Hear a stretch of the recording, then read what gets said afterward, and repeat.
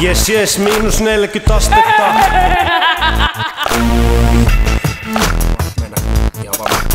Hallitus värittää tämän maan, kertoo ja kehuu, levittää tietoa niin sanotusta hyvinvointivaltiosta.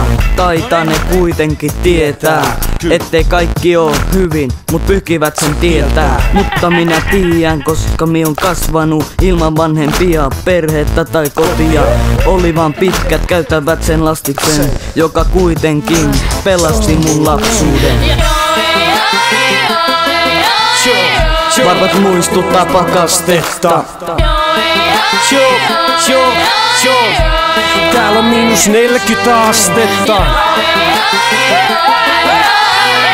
Varvat muistuttaa pakastetta.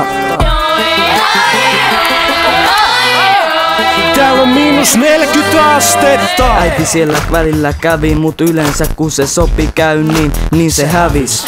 Silloin kun se tuli ei se aina ollut kunnossa, vaan päissään pilvessä tai pireissä. Isä istuu vankilassa kauan syntymäni jälkeen ja pääs pois kun täytin 8V. Silloin mun kaksonen Joona joutui lähteen, kun en elastiksella pärjännyt sen suhteen. Mietin, että miksi tää systeemi sattui meidän kohdalle. Onko meidän tarkoitus jäädä valtavirran alle?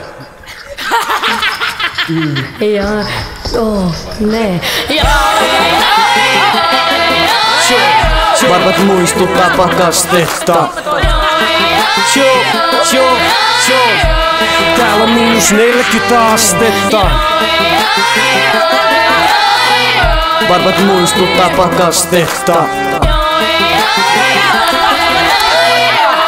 Täällä on miinus 40 astetta.